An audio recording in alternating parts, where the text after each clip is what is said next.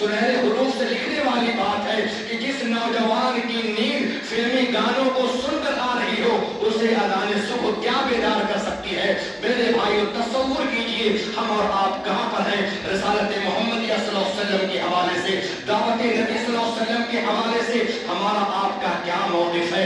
سب کچھ آج انٹرنیٹ اور سوشل میڈیا کے لیے وقف ہو چکا ہے، جوانی اس کے لیے وقف ہے، لڑکپن اس کے لیے وقف ہے، بچپنا اس کے لیے وقف ہے، سب کچھ انٹرنیٹ اور سوشل میڈیا کے لیے وقف ہو چکا ہے۔ اور پھر میں سوچتا ہوں کبھی کبھی موبائل جب استعمال کرتے ہیں تو یہ بات ذہن میں آتی ہے کہ اللہ اکبر، موبائل کو میں استعمال کرتا ہوں یا موبائل ہمیں استعمال کر رہا ہے؟ سوچنا پڑتا ہے۔ تو آج کا زمانہ وہ زمانہ آ چکا ہے کہ ہم اور آپ موبائل کو استعمال نہیں کر رہے ہیں بلکہ موبائل ہمیں اور آپ کو استعمال کر رہا ہے۔ غیر شعوری طور پر ہم اس کے اتنا عادی ہو چکے ہیں کہ ہمارے ہاتھ موبائل تک غیر ارادی طور پر پہنچ جاتے ہیں اور پھر اس پہ لغو بات ہے، لایانی چیزیں ہیں، وہ سب کچھ ہمارے آپ کے سامنے ہے۔ پیارے نبی صلی اللہ علیہ وسلم نے امت محمدیہ کے سامنے کیا فرمایا تھا؟ نعمتان مغبون فیہما کثیر من الناس الصحۃ والفراغ۔ اے میری امت کے لوگوں، دو نعمتیں ایسی ہیں جس کے صحیح استعمال کرنے میں یہ امت غافل ہے، یہ امت محتاط نہیں ہے، امت غافل ہے۔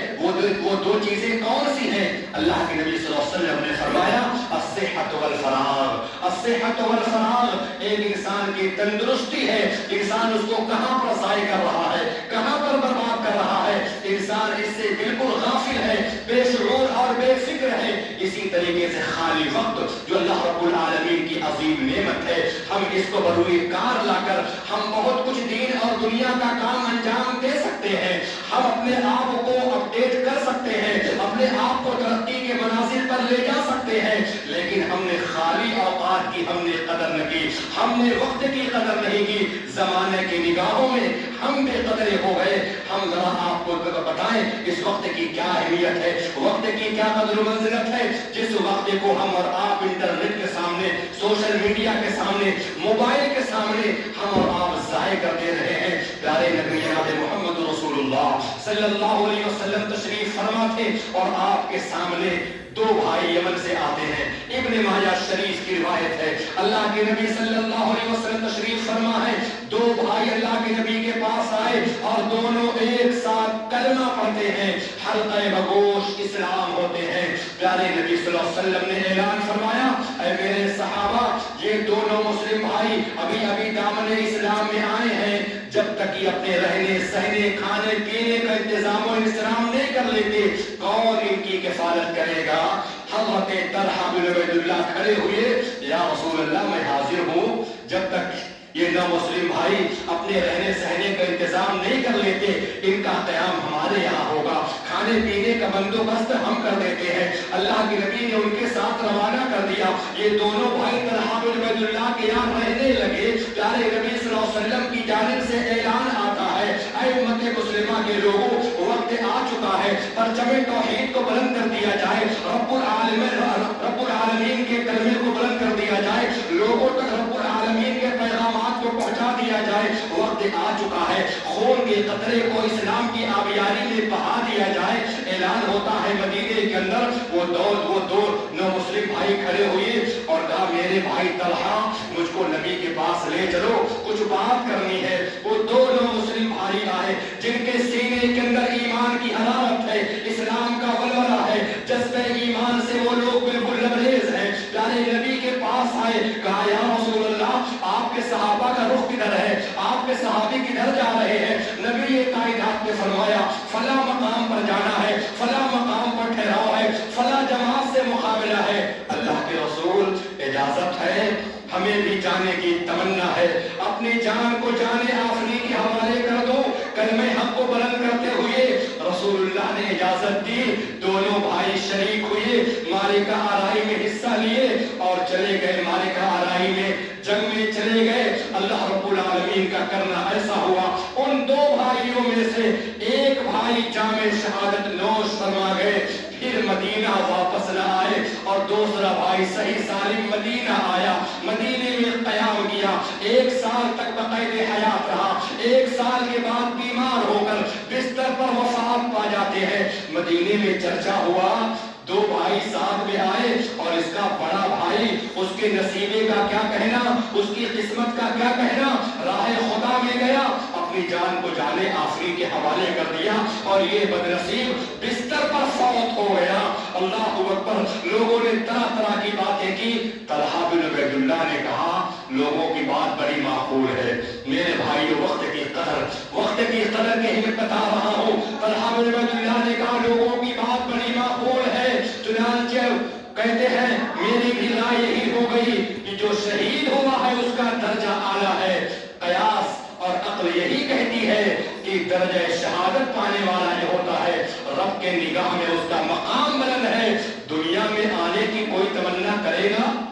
जो इंसान जन्नत में हो, दाखिले बहिश्त हो जाए, प्यारे नबी ने फरमाया कि कोड़े के बराबर जिसको जन्नत में जगह मिल गई, वो दुनिया में आना नहीं चाहेगा। दुनिया व मा फीहा से इतनी जगह उसके लिए बेहतर होगी। लेकिन जिस इंसान ने परचम इस्लाम को बुलंद करने में अपनी जान को जाने आफरी के हवाले कर दिया, रब ताला पूछेगा, तमन्ना कर, क्या तमन्ना है? या रसूल अल्लाह, जिंदगी से नवाज दे, फिर से मुझको दुनिया में भेज दे, तेरी राह में अपनी जान लुटा कर आया हूं। उसकी जो लज्जत है, उस लज्जत अल्फाज में बयान नहीं की जा सकती है। अल्लाह अकबर। तलहा बिन उबैदुल्लाह ने कहा, मैंने भी यही राय कायम कर ली कि जो शहीद हुआ है वो नसीबे वाला है और जो बिस्तर पर फौत हुआ बड़ा बदनसीब है, उस दर्जे को नहीं पहुंच सका।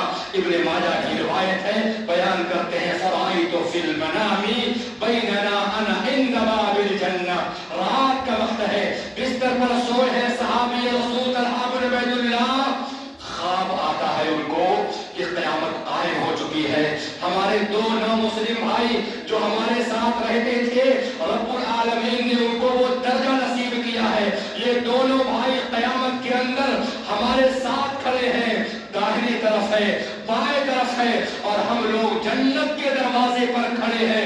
जन्नत के दरवाजा खुलने का इंतजार हो रहा है। खड़े हैं मुद्दतों तक, और बड़ी मुद्दत गुजरने के बाद जन्नत का दरवाजा खुलता है और जन्नत के अंदर से एक आने वाला आता है दरबान, और हमारे बिस्तर पर फौत होने वाले शख्स के हाथ को पकड़ा और पकड़ करके लेकर जन्नत के अंदर चला गया और दरवाजे को बंद। तलहा बिन उबैदुल्लाह ख्वाब देख रहे हैं।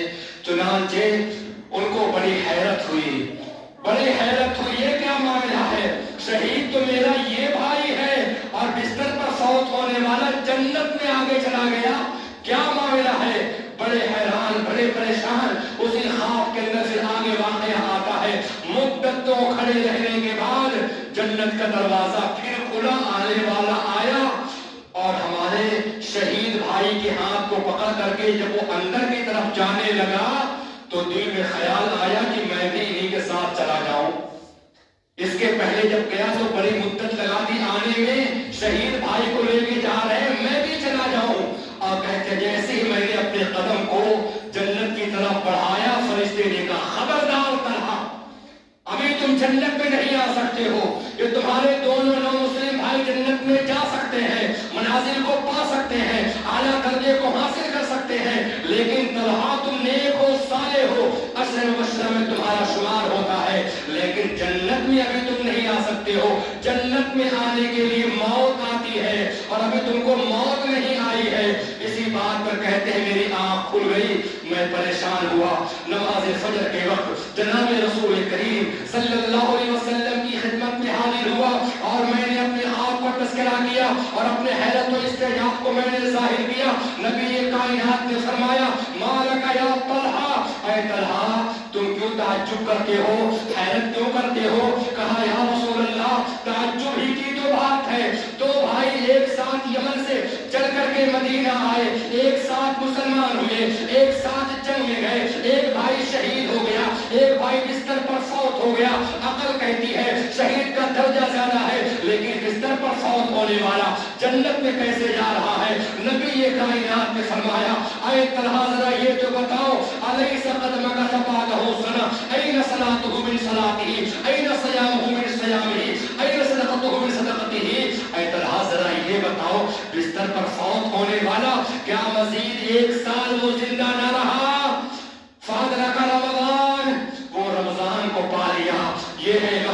قیمت، یہ ہے وقت کی قدر و منزلت. اپنے وقت کو ہم بچائیں. اللہ کے نبی نے فرمایا وقت کو بندے نے پایا، وقت کی قیمت کی، وقت کی اہمیت کو سمجھا. این صلاتہ من صلاتہ، این صیامہ من صیامہ.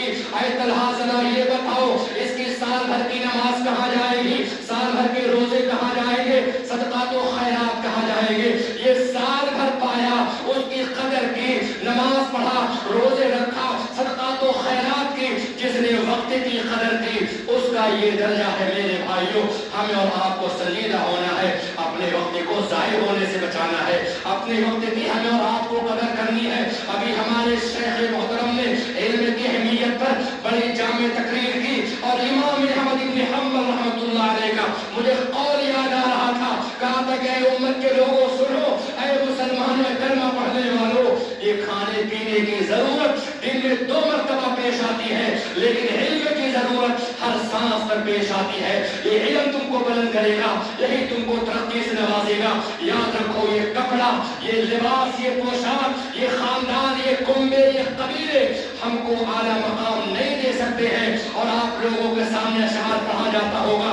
ہمارے شیخ محترم، ہمارے سینئر عالم شیخ علی صاحب فیضی حفظہ اللہ آپ کو سناتے ہوں گے. شاعر نے کہا تھا لیس الجمال باثواب تزیننا ان الجمال جمال العلم والادب.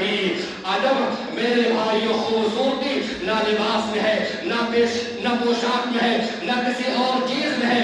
اگر خوبصورتی کسی میں ہے، ان الجمال جمال العلم والادب، حقیقی خوبصورتی علم و ادب کی خوبصورتی ہے. لباس پارسائی سے شرافت آ نہیں سکتی، شرافت نفس میں ہے تو انصاف پارسا ہوگا. تو میرے بھائیوں، انٹرنیٹ کے آنے کے بعد، سوشل میڈیا کے آنے کے بعد وقت کی قدر ختم ہو گئی ہے، وقت بے معنی ہو کر کے رہ گیا ہے. اسی طریقے سے انٹرنیٹ سوشل میڈیا کی تباہ کاریوں میں سے ایک تباہ کاری یہ ہے میرے بھائیوں کہ تنہائی کے گناہ بڑھ گئے، تنہائیوں میں گناہ میں اضافہ ہو گیا. لوگ بظاہر بڑے شریف نظر آتے ہیں، لباس پارسائی میں دکھتے ہیں، بڑے باحیا بڑے باکمال دکھتے ہیں، لیکن جب وہ تنہائی میں ہوتے ہیں، اکیلے میں ہوتے ہیں، خلوت میں ہوتے ہیں